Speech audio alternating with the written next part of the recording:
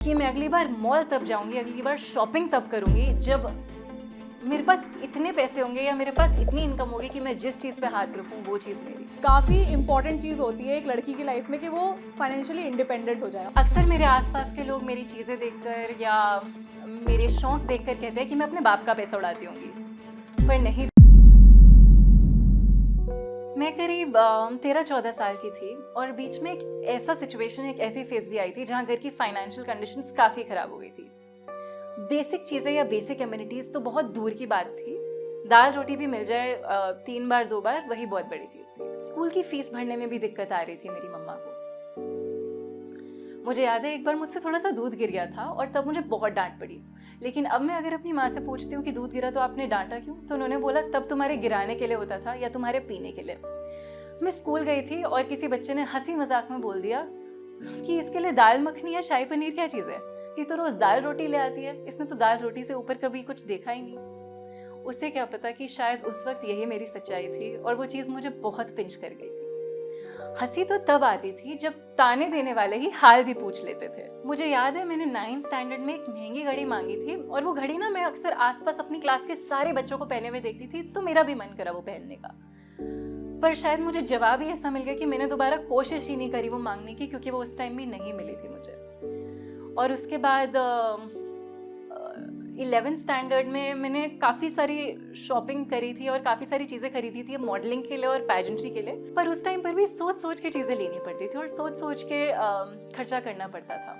मैंने डिसाइड करा कि मैं अगली बार मॉल तब जाऊंगी, अगली बार शॉपिंग तब करूंगी जब मेरे पास इतने पैसे होंगे या मेरे पास इतनी इनकम होगी कि मैं जिस चीज़ पे हाथ रखूं वो चीज़ मेरी। मैं लास्ट अभी कुछ महीनों पहले गई थी मॉल, करीब 3 से 4 साल के वेट करने के बाद मैं मॉल गई थी और मैंने अपने आप को 1 लाख के गिफ्ट दिलाए। पर मैंने वेट करा करीब 3 से 4 साल उस जगह पर पहुंचने के लिए, और शायद जो घड़ी मांगी थी ना उससे कितनी अच्छी बेहतर घड़ी मैंने खुद को गिफ्ट करी। आज मैं यहाँ पर हूँ तो ऑब्वियसली मैंने कमाना भी शुरू कर दिया है। मैं जो ये इंस्टाग्राम पर, यूट्यूब पर वीडियोस डालती थी तो उसी से मुझे इतना फ़ायदा हुआ कि आज मेरे अकाउंट में काफ़ी ठीक ठाक पैसा है।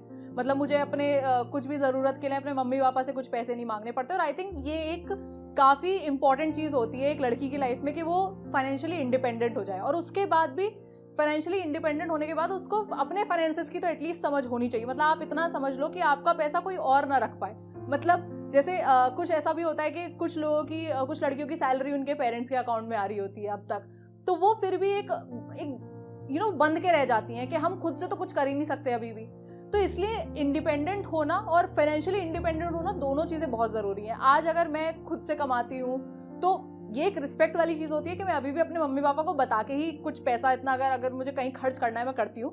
बट आपके पास फिर भी एक सिक्योरिटी होती है कि आज अगर कल को कुछ भी होता है तो मैं अकेले अपनी ज़िंदगी जीने के लिए रेडी हूँ। तो ये एक चीज़ बहुत ज़रूरी है। आप भले ही छोटे से शुरू करो, भले ही आप एक 5,000 की नौकरी करो, 3,000 की नौकरी करो, बट आप करो, क्योंकि जब अपने हाथ में पैसा होता है आपके पास पावर होती है कुछ भी अपने हिसाब से डिसीजंस लेने की। क्योंकि आप फैमिली में देखते आते हो कि आपके फैमिली में आपके फादर की क्यों चलती है या किसी की भी क्यों चलती है, वो इसलिए चलती है क्योंकि वो बंदा पूरे घर के लिए पैसा कमा के ला रहा है। तो जिसके हाथ में पैसा होता है एट द एंड चलती तो उसी की है घर में। और वो इसलिए नहीं होता क्योंकि आपके पापा बड़े हैं। अगर आप देखोगे 4 भाई हैं किसी घर में, उसमें से कमाता एक ही है तो चलेगी उसी की, क्योंकि भाई वो सबके लिए खाना लेकर आ रहा है घर में।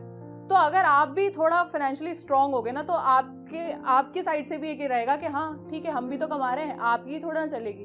तो ये एक मुझे फैक्टर लगता है कि अगर आप एक सही एज में आप फाइनेंशियली इंडिपेंडेंट हो जाओ तो बेस्ट रहता है। अक्सर मेरे आसपास के लोग मेरी चीज़ें देखकर या मेरे शौक देखकर कहते हैं कि मैं अपने बाप का पैसा उड़ाती होंगी, पर नहीं दोस्तों, मैं अपना पैसा अपने ऊपर खर्च करती हूँ। इन अ बेटर लैंग्वेज, आई री invest my hard earn money in my self. आप जितनी अच्छी पर्सनैलिटी कैरी करते हो लोग उतनी तालियां बजाते हैं। अक्सर यही माना जाता है कि लड़कियां या तो घर वालों के पैसों पर राज करती है या शादी के बाद घर वाले के पैसे पे। पर हर लड़की का फाइनेंशियली इंडिपेंडेंट होना बहुत ज़रूरी है। मेहनत करने से या अर्न करने से काफ़ी बार मन चाहे पैसा आए ना आए, लेकिन मन चाहे इज्जत और कॉन्फिडेंस ज़रूर मिलती है।